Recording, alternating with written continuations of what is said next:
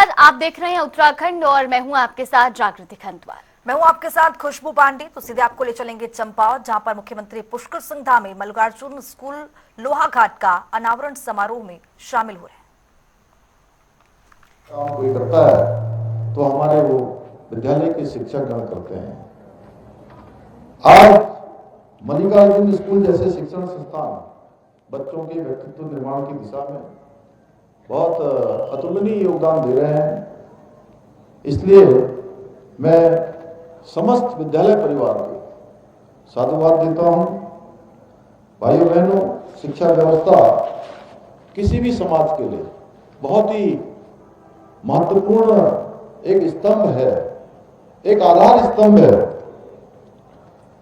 और आज बच्चों को शिक्षा प्रदान करने के साथ साथ उनके संपूर्ण व्यक्तित्व का विकास करना भी अत्यंत महत्वपूर्ण है। मुझे जानकर प्रसन्नता हो रही है कि मल्लिकार्जुन स्कूल में बच्चों को एस्ट्रो रोबोटिक्स जैसे आधुनिक विषयों की जानकारी देने के साथ ही विदेशी भाषाओं का ज्ञान भी दिया जा रहा है। इसके साथ ही स्कूल में हिंदी, संस्कृत, कुमाऊनी भाषा में दैनिक प्रार्थना सभा का आयोजन बच्चों को हमारी जो समृद्ध सांस्कृतिक धरोहर है उससे जोड़े रखने का भी बहुत ही शानदार प्रयास है। इसके लिए भी मैं विद्यालय परिवार को बहुत बधाई देता हूं। मैं इस विशिष्ट शैक्षिक पहल और बच्चों के सांस्कृतिक संवर्धन के लिए विद्यालय परिवार को हृदय से उनको साधुवाद देता हूं। यहाँ के बच्चों ने न केवल अकादमिक क्षेत्र में बल्कि खेलकूद, सांस्कृतिक, अन्य गतिविधियों में भी समाज के अंदर अपनी प्रतिमा से लगातार अपने क्षेत्र का भी, अपने स्कूल का भी, अपने माता पिता का भी और विद्यालय का भी नाम रोशन किया है। मुझे पूरा विश्वास है कि आज जिस नए विद्यालय का आज लोकार्पण हुआ है, जिस भवन का लोकार्पण हुआ है, उसके बाद विद्यालय शिक्षा के क्षेत्र में और भी तेज गति से प्रगति करेगा, आगे बढ़ेगा।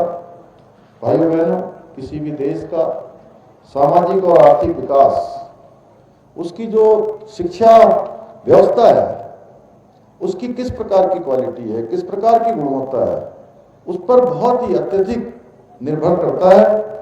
इसी उद्देश्य को लेकर आपने देखा होगा लंबे समय से हमारे देश के अंदर एक नई शिक्षा व्यवस्था, नई शिक्षा नीति की आवश्यकता थी और इस नई शिक्षा नीति को लाने का काम आदरणीय प्रधानमंत्री नरेंद्र मोदी जी के नेतृत्व में 2020 में देश के अंदर नई शिक्षा नीति लाई गई। इस नीति के माध्यम से हमारे बच्चों को, छात्र छात्राओं को रोजगार परक शिक्षा देने का काम, उसके साथ साथ जो अन्य आयाम होते हैं प्रतियोगी परीक्षाओं में भी उनको सफलता प्राप्त करने में सहायता मिल सके, ऐसे सारे प्रावधान नई शिक्षा नीति में किए गए। और इसके साथ ही शोध और अनुसंधान के क्षेत्र में भी नई शिक्षा नीति आने से प्रोत्साहन होना प्रारंभ हुआ है, जिससे बच्चों और युवाओं में निश्चित रूप से एक वैज्ञानिक सोच का भी विकास होगा। मुझे बताते हुए आप सबको खुशी हो रही है कि उत्तराखंड देश का पहला ऐसा राज्य है जिसने स्कूली शिक्षा में नई शिक्षा नीति को लागू किया है।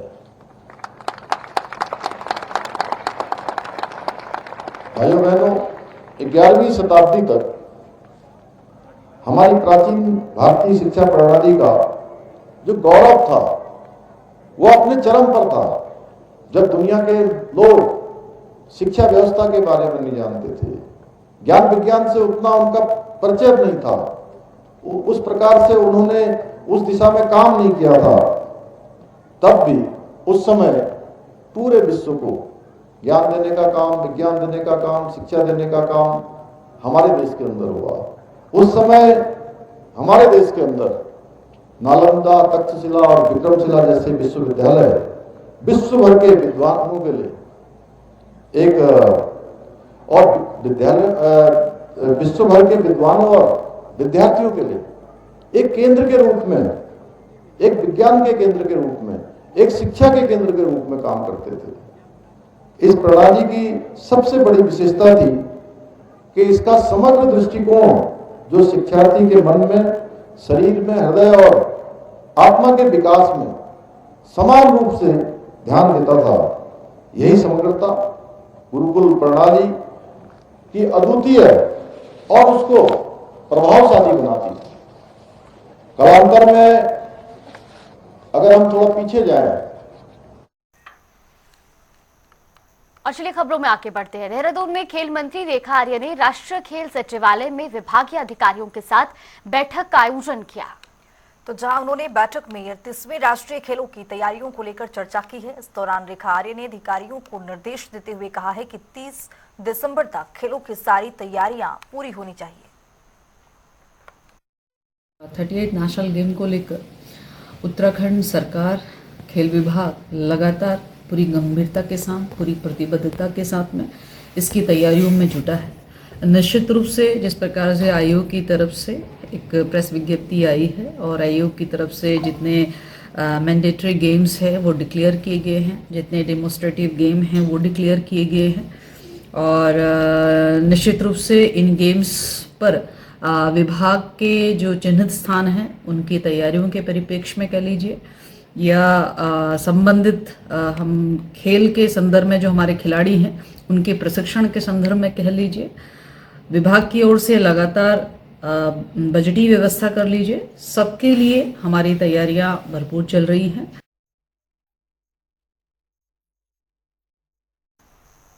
बुलेटिन में आगे बढ़ेंगे। उत्तराखंड को best Himalayan and north east state का चुना गया है। इसी खुशी के मौके पर विभागीय मंत्री सौरभ बहुगुणा ने केंद्र सरकार का धन्यवाद भी किया है। उन्होंने सरकार का धन्यवाद करते हुए कहा कि मुख्यमंत्री पुष्कर सिंह धामी ने भी बीते 15 अगस्त को 200 करोड़ रुपए प्रदेश में मत्स्य पालन को बढ़ावा देने के लिए दिया था। केंद्र सरकार को बहुत बहुत धन्यवाद दूंगा। केंद्र सरकार जो कमेटी थी NFDB की, उसको बहुत बहुत धन्यवाद दूंगा कि उन्होंने उत्तराखंड को नंबर 1 स्टेट नॉर्थ ईस्ट और हिमालयन स्टेट में माना है फिशरी से काम के लिए। सारे अधिकारियों को बधाई दूंगा जिन्होंने लगातार सरकार की मंशा को धरातल पे उतारने में अपनी मदद करी है। मुख्यमंत्री जी का बहुत बड़ा धन्यवाद करूंगा क्योंकि उन्होंने हमेशा मत्स्य पालन हो, चाहे वो एनिमल हस्बेंड्री हो, चाहे वो हमारी दुग्ध फेडरेशन हो, ये तीनों विभाग हमारे ग्रामीण अर्थव्यवस्था को बहुत प्रभावित करते हैं और इन तीनों को सपोर्ट हमेशा मिला है पिछले 3 साल से माननीय मुख्यमंत्री जी के माध्यम से।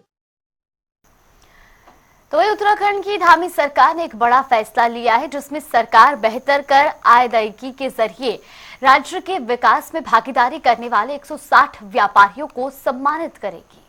जिसके बाद वित्त मंत्री डॉक्टर प्रेमचंद अग्रवाल ने पंजीकृत व्यापारी सम्मान योजना को मंजूरी दे दी है। इस योजना के तहत देहरादून और हरिद्वार के 20 व्यापारियों को चिन्हित किया गया है। आप जानते हैं कि हम लोग और माननीय मुख्यमंत्री जी के मार्गदर्शन में अपने अपने विभागों में एक नवाचार करने का काम करते हैं। पिछले दिनों जब GST कंपनसेशन की बारी आई थी कि हमारा GST कंपनसेशन खत्म हुआ था, तो हमारे सामने चुनौती थी कि हम अपना GST कैसे बढ़ाएं और आज मुझे खुशी है इस बात की कि हम उससे ऊपर उठे। बिल लाओ इनाम पाओ लोकप्रिय हमारी स्कीम रही। इसी प्रकार से जो विभाग हैं, विभाग के लोगों को मेरे द्वारा बार बार कहा गया कि जो ईमानदार व्यापारी है, जो हमारा करदाता है, जो हमें कर दे रहा है, आखिर उसका भी सम्मान होना चाहिए और उसके लिए भी हम लोग कोशिश कर रहे हैं कि पूरे प्रदेश भर के उन व्यापारियों को हम सम्मानित करें। तो बड़ी जानकारी आ रही है, उससे आपको रूबरू कराएंगे। बड़ी जानकारी, BL संतोष का देहरादून दौरा है। आज निकाय चुनाव को लेकर आज समीक्षा बैठक करेंगे। निगम प्रभारी, जिला प्रभारी के साथ आज बैठक करेंगे। तो ये बड़ी जानकारी आपको बता रहे, सह प्रभारियों के साथ भी मीटिंग करेंगे BL संतोष। ये बड़ी खबर, प्रदेश अध्यक्ष और प्रदेश महामंत्री भी इस बैठक में शामिल होंगे। बीजेपी के राष्ट्रीय महामंत्री हैं BL संतोष। ये बड़ी खबर, बड़ी जानकारी आपको बता रहे, उत्तराखंड में निकाय चुनाव को लेकर सरगर्मियां तेज हैं और ऐसे में अब BL संतोष भी आज देहरादून दौरे पर पहुंचेंगे और निकाय चुनाव को लेकर समीक्षा करेंगे। तो निगम प्रभारी जिला प्रभारी के साथ आज बड़ी बैठक होने वाली है। सह प्रभारियों के साथ आज वो बैठक करते हुए नजर आएंगे। तो प्रदेश अध्यक्ष महामंत्री भी इस बैठक में शामिल होंगे। चर्चा होगी इस बैठक के दौरान। बीजेपी के राष्ट्रीय महामंत्री बीएल संतोष आज देहरादून के दौरे पर हैं। ये बड़ी जानकारी, बड़ा अपडेट आपके सामने। उत्तराखंड में जल्द ही निकाय चुनाव की तारीखों का ऐलान हो सकता है और इसी सिलसिले में आज वो देहरादून दौरे पर हैं।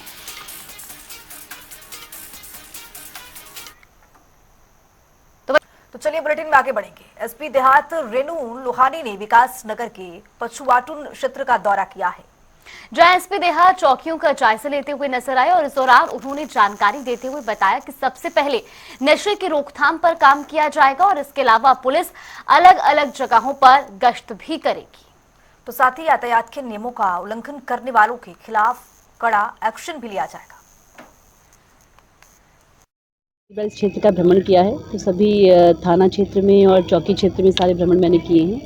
तो फिलहाल तो सबसे पहली प्राथमिकता तो अपराध नियंत्रण है और जो यहाँ की जो अभी तक समस्या जो मुझे लगता है प्रकाश में आ रही है वो है नशे की रोकथाम और यातायात की समस्या। इन सब समस्याओं पे हम आगे काम करेंगे। बिल्कुल, देखिए जितने भी बड़े क्राइम होते हैं इनके लिए सबसे ज़रूरी चीज़ जो होती है पुलिस की डेली की गश्त। दूसरी बात कम्युनिटी पुलिसिंग, ये सबसे इम्पोर्टेंट हमारे इसका फैक्टर है।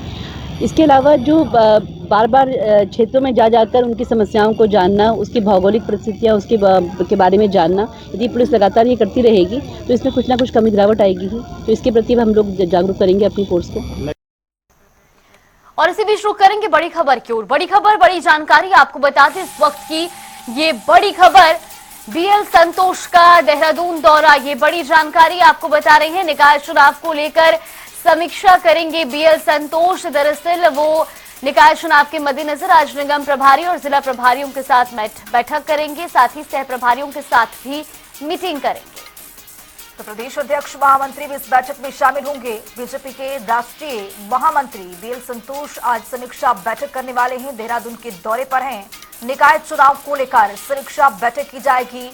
जीत का मूल मंत्र भी इस बैठक में दिया जाएगा। इसी खबर पर ज्यादा जानकारी के साथ हमारे सहयोगी यशराज आनंद देहरादून से जुड़ रहे हैं। यशराज, आज बीएल संतोष के द्वारा आज बैठक की जानी है और इस बैठक में मूल मंत्र क्या दिया जाएगा, किन किन मुद्दों पर चर्चा होगी? जी बिल्कुल, मैं बताना चाह रहा हूँ कि भाजपा राष्ट्रीय महामंत्री संगठन बीएल संतोष निकाय चुनाव तैयारियों की समीक्षा बैठक लेने के लिए 2 दिवसीय प्रवास पर आज राजधानी देहरादून पहुंच रहे हैं। वहीं इस दौरान वह प्रदेश टोली बैठक के अतिरिक्त निकाय चुनाव से संबंधित प्रदेश के नेताओं के साथ चर्चा भी करेंगे। पार्टी कार्यालय में पत्रकारों को जानकारी देते हुए प्रदेश महामंत्री आदित्य कोठारी ने बताया था कि बीएल संतोष आज 3:30 बजे पार्टी मुख्यालय पहुंचेंगे, जिसके उपरांत वह सबसे पहले जिले के प्रभारी, सह प्रभारी, नगर निगम चुनाव प्रभारियों के साथ बैठक करेंगे, जिसमें वह निगम, नगर पालिका एवं नगर पंचायतों की रणनीतिक तैयारियों को लेकर संबंधित जानकारी लेंगे और संबंधित विषयों पर आवश्यक दिशा निर्देश भी देंगे। इसके बाद वह शाम में 7:30 बजे से 9 बजे के मध्य तक एक अन्य महत्वपूर्ण प्रदेश टोली बैठक में शामिल होंगे, जिसमें प्रदेश अध्यक्ष महेंद्र भट्ट, प्रदेश प्रभारी दुष्यंत गौतम, सह प्रभारी रेखा वर्मा, प्रदेश महामंत्री संगठन अजय कुमार, प्रदेश उपाध्यक्ष कुलदीप कुमार समेत सभी प्रदेश महामंत्री मौजूद रहेंगे। राष्ट्रीय महामंत्री बीएल संतोष रात्रि प्रवास आज बीजापुर गेस्ट हाउस में ही करेंगे। इसके उपरांत वे 7 दिसंबर को सुबह दिल्ली के लिए रवाना हो जाएंगे। वहीं निकाय चुनाव को होने वाली बैठकों के संबंध में कोठारी जी ने कहा था कि प्रदेश अध्यक्ष के निर्देश के निकायों के चुनाव प्रभारी नियुक्त कर दिए गए। शीघ्र ही पार्टी के सभी निगमों, नगर पालिका और नगर पंचायतों में पर्यवेक्षक की टीम की भी भेजने की तैयारी होने वाली है, जो सारे वरिष्ठ कार्यकर्ताओं एवं पार्टी पदाधिकारियों से संभावित प्रत्याशियों को लेकर विस्तृत चर्चा करेंगे। साथ ही जमीनी सर्वे के आधार पर ही प्रत्याशियों को लेकर रिपोर्ट भी तैयार की जाएगी, यानी कि जमीनी सर्वे की जाएगी, उसके प्रत्याशियों की लिस्ट भी तैयार होगी। जैसे ही आरक्षण को लेकर सरकार की तरफ से स्थिति स्पष्ट हो जाती है, पार्टी और उम्मीदवार चयन प्रक्रिया को अपना अंतिम रूप देना शुरू कर देंगे। तो इस प्रकार से बीएल संतोष का यह दौरा नगर निगम चुनाव को लेकर काफी महत्वपूर्ण माना जा रहा है, क्योंकि इस बीएल संतोष के दौरे के बाद से ही स्थिति लगातार स्पष्ट होगी और भाजपा जो अपनी रणनीतिक दृष्टि से काम करती है उस पर एक मुहर लगने वाला है और यहाँ से कहा जाए कि भाजपा नगर निगम चुनाव को लेकर के पूरी तरीके से एक युद्ध के मूड में आ जाएगी, ये रण के मूड में आ जाएगी और यहाँ से ही उसका तैयारी शुरू हो जाएगा। जी बिल्कुल, बहुत बहुत धन्यवाद यशराज आपका हमारे साथ जुड़ने के लिए और तमाम जानकारी हम तक पहुंचाने के लिए। तो हल्द्वानी से चौंकाने वाला मामला सामने आया है, जहां एक 55 साल की महिला ने भगवान कृष्ण से शादी रचाई है। जानकारी के मुताबिक पिछले 30 सालों से महिला पंचेश्वरी मंदिर में भगवान कृष्ण की सेवा करने में लगी हुई थी और इसके बाद महिला ने पूरे रीति रिवाज के साथ भगवान संग विवाह किया। इसके अलावा बारात में आए सभी मेहमानों के लिए किसी तरह की कोई कमी नहीं छोड़ी गई है। लोगों ने महिला को अपना आशीर्वाद भी दिया है। खूब अच्छा लग रहा है मेरे को, बहुत ही बढ़िया, और इतना खुश हूँ मैं पूछो मत। आज अनोखा एक जो है जिस तरीके का प्रोग्राम हुआ, एक शादी अनोखी, तो क्या किस तरीके लग रहा है? मेरे को बहुत अच्छा लग रहा है, बहुत बढ़िया लग रहा है, और इतना अच्छा लग रहा है मुझे पूछो मत। ऐसा लग रहा है साक्षात मेरे गोद मेरे प्रभु बैठे हुए हैं। इतने लोग आपकी बारात में शामिल हुए हैं, क्या कहना चाहेंगे? बहुत इन सब लोगों का सहयोग से हो रहा है, ये पूरी कॉलोनी, पूरे इनका प्रेम, इनका सहयोग, इनका से हो रहा है। ये मेरे को बहुत अच्छा मानते हैं, इनको भी मतलब इन्हें सब लोगों ने मिलकर मेरे कान के साथ मेरी शादी कराई। कितने सालों से सेवा कर रहे हैं? 30 साल हो गए। दरअसल ऐसा है, हमारी दीदी है भावना दीदी, तो क्या कहते हैं, इन्होंने इनकी शादी नहीं की इन लोगों ने अपने इसमें, तो विष्णु प्रतिमा से हम शादी करवा रहे थे, तो पंचेश्वर रामला कमेटी मंदिर कमेटी ने कहा दीदी ने इतने साल यहाँ सेवा करी है, तो क्यों ना कहना जैसे ब्याह कराया है इनका, तो हम लोग राजी हो गए। अच्छी बात है, तो सौभाग्य वाली बात होती है। तो वृंदावन से कान्हा जी मंगाए गए, उसके पश्चात फिर हमारे अध्यक्ष महोदय हैं, इन्होंने मतलब सारा अरेंज किया यहाँ पे, और ये शादी बिल्कुल विधि विधान से संपन्न की जा रही है। और वो करेंगे बड़ी खबर की उत्तरकाशी से बड़ी जानकारी सामने आ रही है। इस वक्त की बड़ी अपडेट आपको दे दें, उत्तरकाशी में अवैध मस्जिद विवाद मामले में इस वक्त की बड़ी अपडेट। 9 दिसंबर को होगी मामले में अगली सुनवाई। इसी खबर पर ज्यादा जानकारी के साथ हमारे सहयोगी सुभाष बडौनी हमारे साथ जुड़ गए। सुभाष, जिस तरीके से अब अवैध मस्जिद विवाद मामले को लेकर के अगली सुनवाई 9 दिसंबर को होनी है, फिलहाल इसको लेकर के क्या अपडेट और खास तौर पर दोनों ही पक्षों की ओर से किस तरीके की प्रतिक्रियाएं अब सामने आ रही हैं? जी देखिए, अगर मस्जिद के बारे में बात की जाए तो जो हिंदू संगठन है वो लगातार ही अपनी लॉबी को बढ़ाते जा रहा है। चाहे वो जो भी हिंदू समाज के जितने भी हैं, चाहे वो आरएसएस से जुड़ा हो या हनुमान सेना से जुड़ा हो, बजरंग दल से जुड़ा हो, जितने भी लोग हैं वो लगातार ही इसके विरोध में सड़कों पे उतर रहे हैं। हालांकि महापंचायत में भी यही कहा गया था कि जितने भी लोगों के जो सुझाव आएंगे उसके आधार पर ही जो कमेटी है वो फिर एक बार सड़कों पे उतरेगी, अगर प्रशासन इसके लिए कोई ठोस कार्रवाई नहीं करता है। हालांकि जो प्रशासन से हमारी बात हुई तो प्रशासन का कहना है कि जो मुस्लिम समाज ने जो जमीन के दस्तावेज दिए हैं वो सिर्फ फोटोकॉपी है, और जब तक ये ओरिजिनल वहां न दिखा दे। हालांकि एसडीएम भटवाड़ी को वहां जांच अधिकारी नियुक्त किया गया है और एक समिति बिठाई गई है, और कोर्ट ने भी समिति से जवाब मांगा है कि आप स्पष्ट जवाब दें कि किस तरीके की ये जमीन है, कब इसका दाखला खारिज हुआ था, कब ये खरीदी गई थी। और चूंकि जो मुस्लिम पक्ष है वो हाई कोर्ट की शरण में है और उसमें जो है कल सुनवाई हुई, अब अगली सुनवाई उसमें 9 दिसंबर को होनी है। तो फिलहाल मुस्लिम समाज को कोई अभी राहत की तो कोई बात है नहीं, लेकिन जो हिंदू समाज है वो लगातार ही जो है उग्र हुआ है। बहुत शुक्रिया सुभाष तमाम जानकारी साझा करने के लिए। तो फिलहाल इस बुलेटिन में भी इतना ही। देश और दुनिया की तमाम खबरों के लिए बने रहिए जनता टीवी के साथ।